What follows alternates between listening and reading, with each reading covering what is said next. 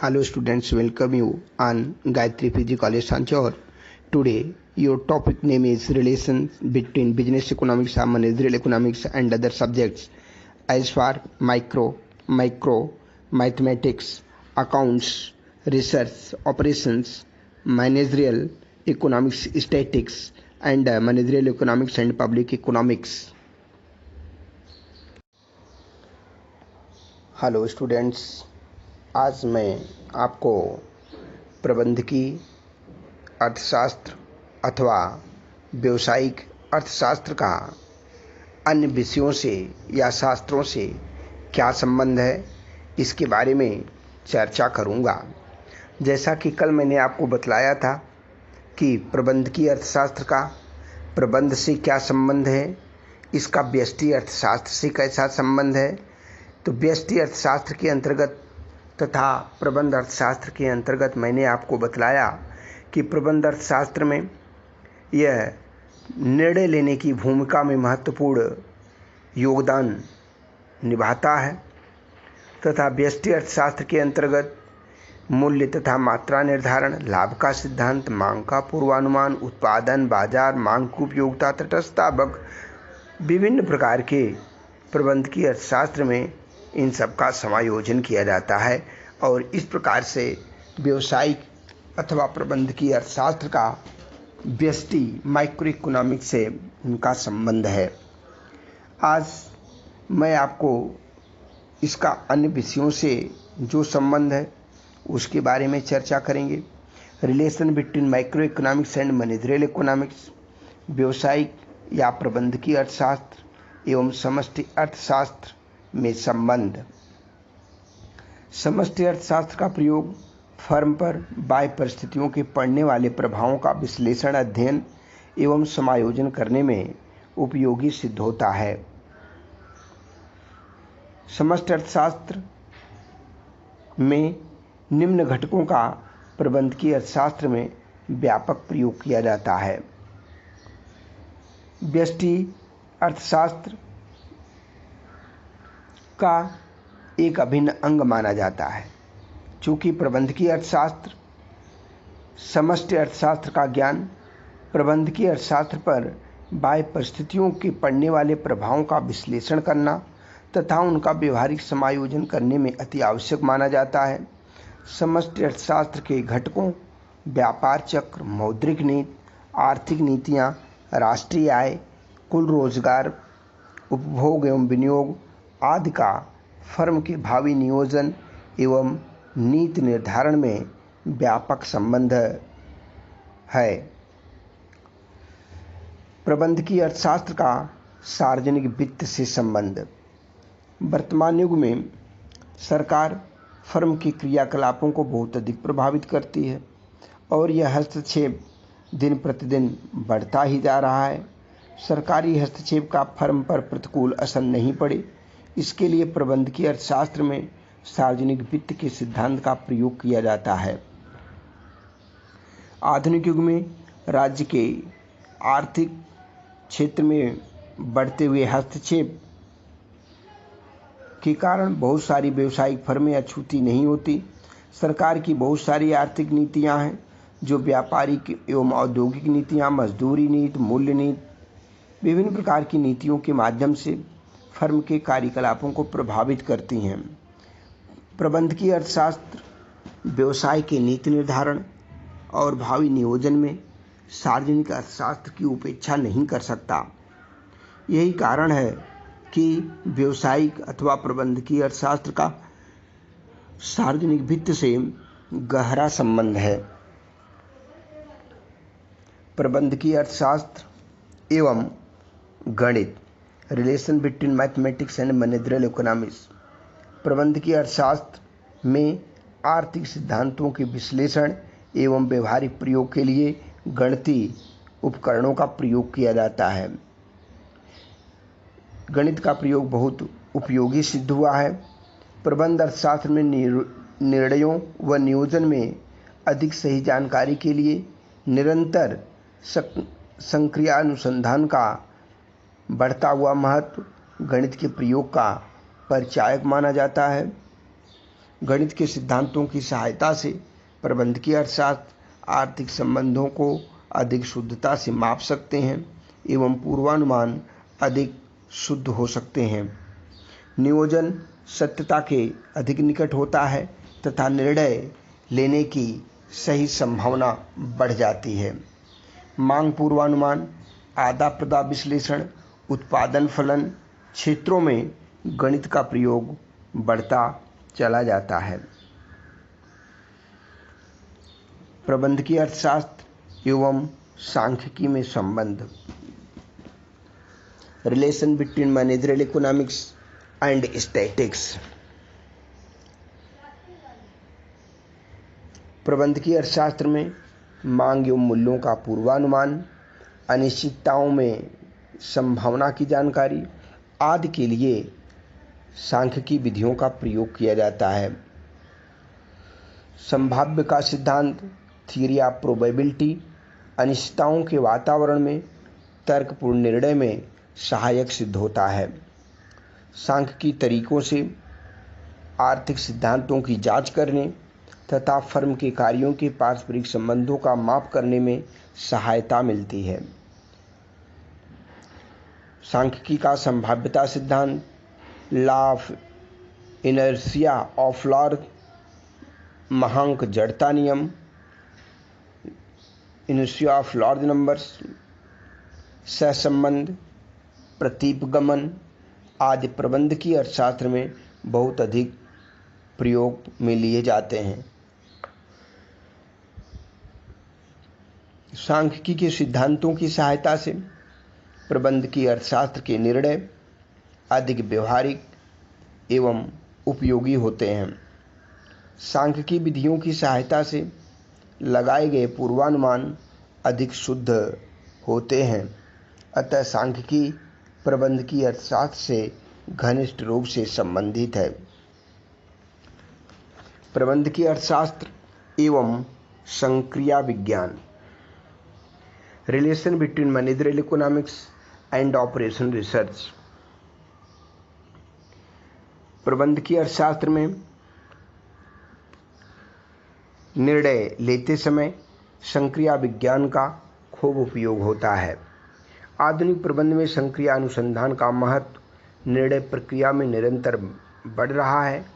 Firm के अनुकूलतम आकार, उत्पादन साधनों के चयन की समस्या, वैकल्पिक उत्पादन विधियों में उपयुक्त विधि का चुनाव, लाभ अधिकतमकरण तथा लागत न्यूनतमकरण आदि महत्वपूर्ण समस्याओं के समाधान में संक्रिया अनुसंधान के उपकरणों, रेखीय प्रोग्रामिंग, इन्वेंट्री मॉडल्स, खेल सिद्धांत, उत्पादन फलन आदि का व्यापक प्रयोग, पंक्ति सिद्धांत आदि का व्यापक प्रयोग होने से प्रबंधकीय अर्थशास्त्र का संक्रिया अनुसंधान से भी घनिष्ठ संबंध है। प्रबंधकीय अर्थशास्त्र एवं लेखाशास्त्र। Relation between managerial economics and accountancy. लेखाशास्त्र फर्म के आय व्यय का लेखा जोखा ही नहीं वरन यह प्रबंधकीय नियंत्रण और नियोजन का आधार भी है। लेखाशास्त्र के द्वारा ही प्रबंधकीय अर्थशास्त्री को फर्म के विभिन्न क्रियाकलापों की संख्यात्मक जानकारी प्राप्त होती है, जिसको वह नियोजन, प्लानिंग, निर्णय तथा नियंत्रण के लिए प्रयुक्त करता है। लेखाशास्त्र के माध्यम से उसे फर्म के विक्रय, मांग, पूर्ति, उत्पादन तथा लागत के समंक उपलब्ध होते हैं, जिससे लेखा लागतों, वित्तीय लेखों और हानि लाभ खातों के विश्लेषण से फर्म के कार्यक्रम में सुधार की गुंजाइश की खोज की जा सकती है। अतः लेखाशास्त्र प्रबंधकीय अर्थशास्त्र के नीति निर्धारण के लिए विषय सामग्री का स्रोत है। अतः इसका प्रबंधकीय अर्थशास्त्र से घनिष्ठ संबंध है। प्रबंधकीय अर्थशास्त्र एवं लागत लेखांकन। प्रबंधकीय अर्थशास्त्र में लागत लेखों का बहुत ही अधिक महत्व है। लागत लेखों की सहायता से प्रबंधकीय अर्थशास्त्री लागतों का विश्लेषण कर उसको न्यूनतम करने का प्रयास करते हैं तथा अधिक से अधिक लाभ प्राप्त करने का प्रयास करते हैं। हर एक प्रबंधक का ये मेन उद्देश्य होता है कि लागत कम हो तथा उत्पादन अधिक हो तथा न्यूनतम लागत पर अपने लक्ष्य को पूरा करने के लिए अधिक से अधिक लाभ प्राप्त कर सकें। व्यावसायिक अथवा प्रबंधकीय अर्थशास्त्री का कार्य एवं दायित्व। व्यवसाय में लगे हुए एक प्रबंधकीय अर्थशास्त्री के क्या कार्य हो सकते हैं, उसकी क्या रिस्पॉन्सिबिलिटीज है, इसके बारे में हम आपको विस्तार से चर्चा करेंगे। व्यावसायिक फर्मों की जटिल आर्थिक समस्याओं के समाधान एवं अनेक अनिश्चितताओं के वातावरण में कुशल नियोजन एवं विवेकपूर्ण निर्णयों का विशेष महत्व है। विभिन्न प्रकार की समस्याओं का समाधान करने के लिए एवं बहुत सारी ऐसी अनिश्चितताएं होती हैं जो कि स्पष्ट ही नहीं होता कि इसका कुशल नियोजन प्लानिंग कैसे किया जाए, विवेकपूर्ण निर्णय कैसे लिया जाए। इस प्रकार का बहुत ही बड़ा इनका महत्व है। एक प्रबंधकीय अर्थशास्त्री सर्वोच्च प्रबंध टॉप मैनेजमेंट को आर्थिक मामलों पर सलाह देने के लिए जिस अधिकारी अथवा अधिकारियों की नियुक्ति की जाती है उन्हें प्रबंधकीय अर्थशास्त्री कहा जाता है। विभिन्न प्रकार के आर्थिक मामलों के संबंध में उचित सलाह देने के लिए एक ऑफिसर की नियुक्ति की जाती है और उसे ही प्रबंधकीय अर्थशास्त्री कहा जाता है। यह प्रबंधकीय अर्थशास्त्री अपने विशेष ज्ञान एवं प्रबंध तकनीक के द्वारा उच्चाधिकारियों को भावी नियोजन एवं आर्थिक निर्णयों में उपयोगी सहायता प्रदान करता है। इस ऑफिसर को, जो कि प्रबंधकीय अर्थशास्त्री द्वारा नियुक्त किया गया है, वह काफ़ी विवेकपूर्ण होता है। उसे योजना के निर्माण में वह कुशल होता है। वह काफ़ी बुद्धिमत्तापूर्वक उचित निर्णय लेने में मदद करता है। वह विभिन्न प्रकार के व्यावसायिक फर्मों की समस्याओं के विश्लेषण, संगठन के मूल्यांकन तथा वैकल्पिक परियोजनाओं की तुलना में परिष्कृत एवं आधुनिकतम विधियों का प्रयोग करके उचित समाधान ढूंढने में अपनी बहुमूल्य भूमिका निभाता है। इस प्रकार से व्यावसायिक अथवा प्रबंधकीय अर्थशास्त्री अपने कार्यों को तथा अपने दायित्वों को बखूबी निभाता है, जिससे कि मात्र उचित निर्णय लेने में तथा आर्थिक कल्याण में वृद्धि होती है। इस व्यावसायिक प्रगति के युग में सर्वोच्च प्रबंध को जटिल आर्थिक समस्याओं के समाधान ढूंढने में प्रबंधकीय अर्थशास्त्रियों के इस महत्व को पर्याप्त रूप में स्वीकार किया गया है। आज विश्व के जितने भी समृद्धशाली विकसित देश हैं, अमेरिका, रूस, जापान, इंग्लैंड, फ्रांस, जर्मनी आदि में बड़ी बड़ी व्यापारिक एवं व्यावसायिक फर्में एक या अधिक प्रबंधकीय अर्थशास्त्री रखती हैं। मैनेजरियल इकोनॉमिस्ट रखती हैं, क्योंकि वे सही निर्णय देने में योग्य होते हैं। हमारे देश में भी इनका महत्व बढ़ रहा है। बड़े बड़े उद्योगपति एवं व्यवसायी उनकी सेवाओं से लाभान्वित होते हैं तथा लाभान्वित होने के लिए प्रयत्नशील रहते हैं। इस प्रकार से हम कह सकते हैं कि व्यावसायिक अथवा प्रबंधकीय अर्थशास्त्री उचित निर्णय तथा विशेष ज्ञान एवं प्रबंध तकनीक के द्वारा अपनी भावी नियोजन एवं आर्थिक निर्णयों के माध्यम से उचित मूल्यांकन, विश्लेषण, वैकल्पिक परियोजनाओं की तुलना, परिष्कृत एवं आधुनिक विधियों का प्रयोग करते हुए उचित समाधान ढूंढते हैं। विश्व के जितने भी विकसित देश हैं, चाहे वो रूस हो, अमेरिका हो, जापान हो, इंग्लैंड हो, फ्रांस हो, जर्मनी हो, बड़ी बड़ी व्यापारिक एवं व्यावसायिक फर्में एक या एक से अधिक व्यावसायिक या प्रबंधकीय अर्थशास्त्रियों को अपने पास रखते हैं। इनका महत्व बढ़ रहा है। बड़े बड़े उद्योगपति एवं व्यवसायी इनसे लाभ प्राप्त करने के लिए इनकी सेवाओं से लाभान्वित हो रहे हैं। इसलिए दिन प्रतिदिन इनका महत्व बढ़ता जा रहा है। व्यवसाय में प्रबंधकीय अथवा व्यावसायिक अर्थशास्त्री की भूमिका एवं कार्य। Role and functions of managerial और बिजनेस इकोनॉमिस्ट इन बिजनेस। व्यवसायिक क्षेत्र में अनिश्चितताओं के वातावरण में निर्णय और नियोजन दोनों ही कठिन कार्य हैं। अगर प्रबंधकीय अर्थशास्त्री अपनी विशेष ज्ञान, प्रबंध की योग्यता, तकनीकी जानकारी से अनिश्चितताओं का पूर्वानुमान लगा करके प्रबंध की निर्णयों में निश्चितता लाते हैं, तो वह अपने कार्य में काफ़ी सफल माना जाता है। आज का युग अनिश्चितताओं का युग है। क्या उचित है, क्या अनुचित है?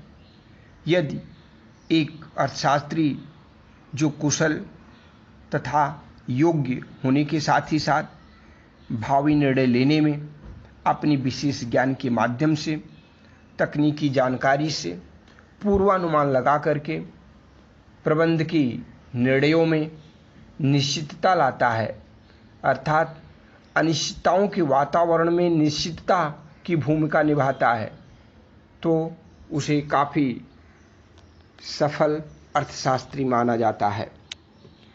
किसी भी व्यावसायिक फर्म का संचालन, संगठन और सफलता दो प्रकार के तत्वों पर निर्भर करती है, internal factors and external factors, आंतरिक तत्व तथा बाह्य तत्व।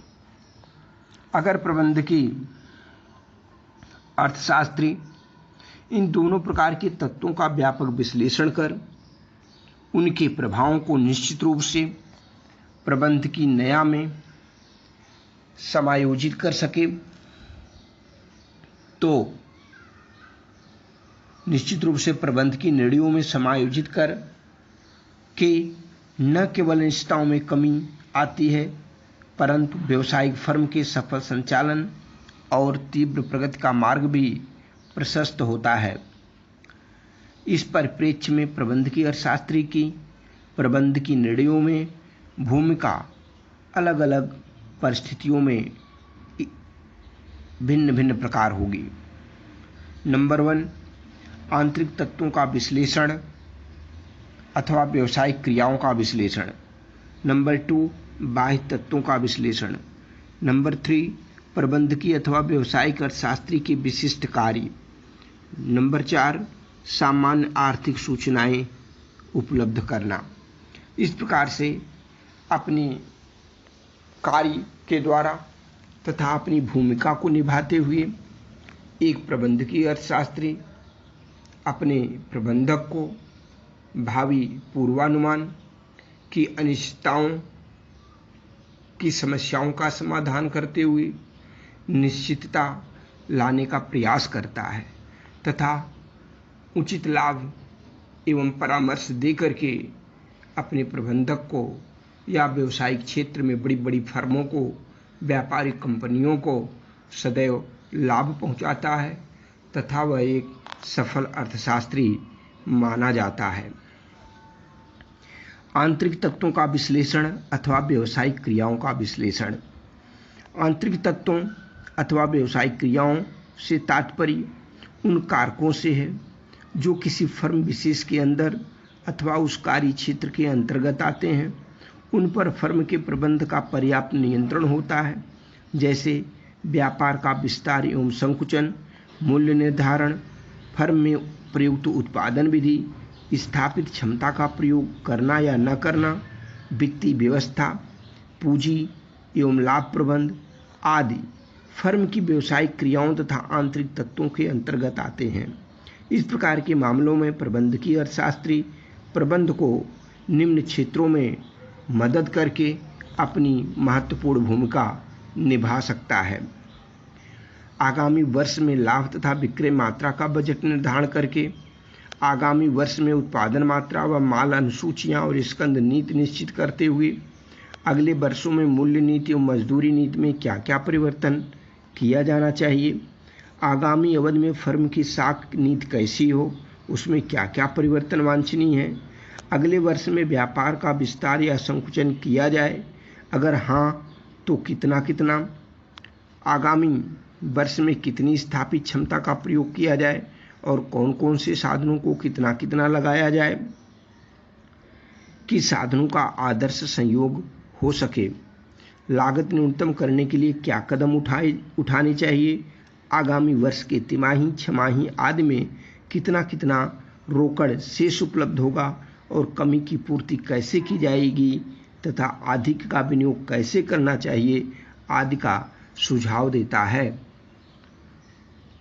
आपको मैं अगले वीडियो में एक व्यावसायिक अथवा प्रबंधकीय अर्थशास्त्र के क्रियाकलापों तथा उसके योगदान को अगले लेक्चर में एक्सप्लेन करूँगा।